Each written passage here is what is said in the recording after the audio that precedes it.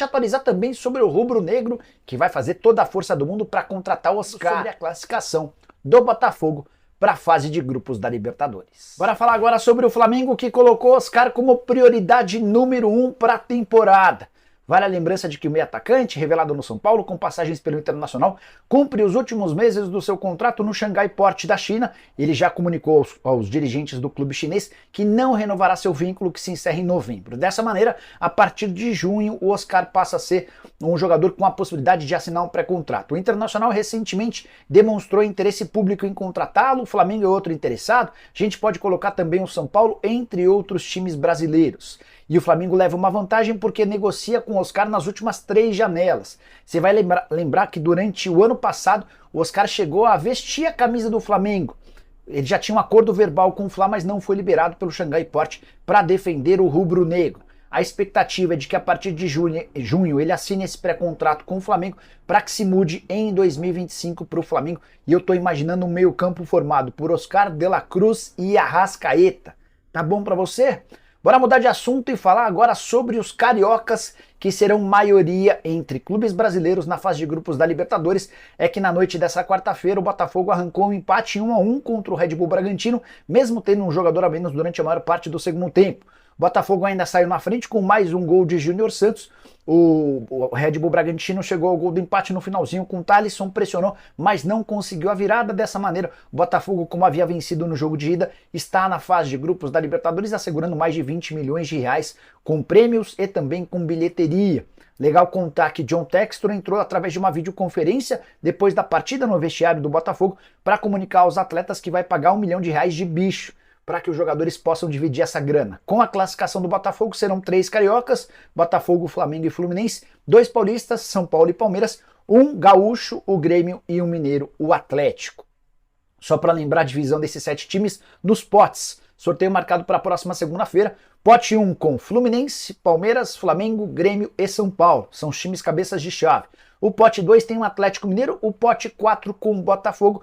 Vale a lembrança de que o Atlético Mineiro não pode figurar em grupo de times brasileiros, já o Botafogo, que veio da pré-Libertadores, esse sim pode cair num grupo brasileiro. Poderemos ter, por exemplo, Botafogo e Fluminense ou Botafogo e Flamengo no mesmo grupo. Bora falar também sobre a semifinal do Campeonato Carioca de volta ao Maracanã, o paraguaio esnobando o Flamengo.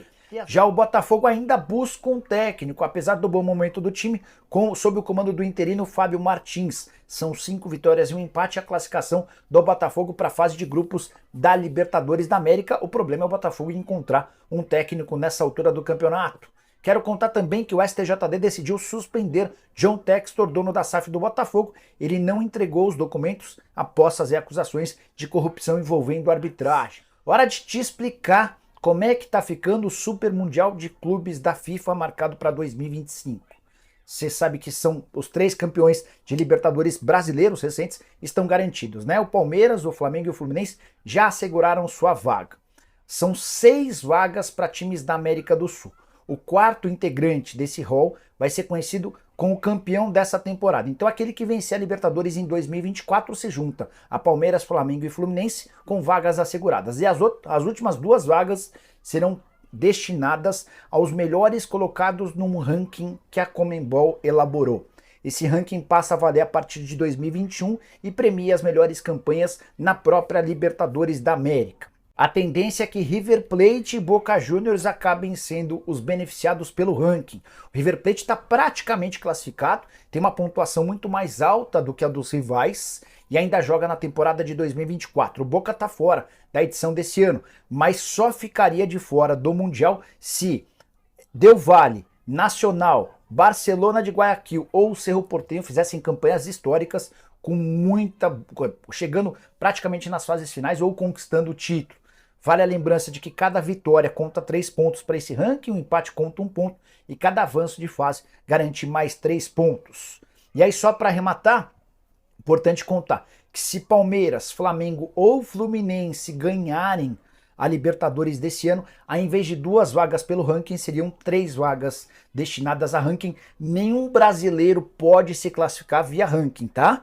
O Brasil, pelo fato de já ter 3 representantes, só vai poder ser beneficiado com uma 4ª vaga se um time brasileiro for campeão da Libertadores desse ano. Esse ponto é super importante. Mas, Nicola, o São Paulo, o Atlético Paranaense, o Atlético Mineiro tem colocações boas. Não há nenhuma chance. O ranking vai privilegiar clubes de países que ainda não têm representantes. O Brasil já tem 3, então podemos descartar o Brasil via ranking, tá? Bora falar agora. Hora de explicar sobre a chance de o Flamengo contratar Ramon Sosa, atacante paraguaio, 24 anos de idade, pertence ao Tajeres. E a verdade é que o empresário do Sosa deu uma esnobada no Flamengo. Esse empresário participou de um programa de TV na Argentina e foi perguntado sobre a chance específica de o Sosa pintar como reforço do Flamengo. A resposta foi, abre aspas, olhamos para as grandes ligas. A ideia é dar o salto para o futebol europeu. Ele já é conhecido por grandes times da Europa e deve chegar alguma oferta em junho. Então, praticamente descartada a chance de o Sosa pintar como reforço do Flamengo, atleta que atua como ponta e também lateral esquerdo, só 24 anos de idade, na atual temporada 11 jogos, 4 gols e 3 assistências, jogador inclusive da seleção paraguaia. Para completar sobre o Fla, queria contar que Rodolfo Landim, presidente rubro-negro, confirmou presença no sorteio para Libertadores da América, marcada para a próxima segunda-feira. Marcos Braz e Bruno Spindel costumam ser responsáveis, os representantes do Flamengo, mas o Landim também estará nessa. E a saideira sobre o Flamengo, torcida rubro-negra já esgotou os ingressos para o setor norte, semifinal do Campeonato Carioca contra o Flu. Restam poucas entradas para o setor Maracanã+. Hora de falar sobre o Vasco, que está de volta ao Maracanã.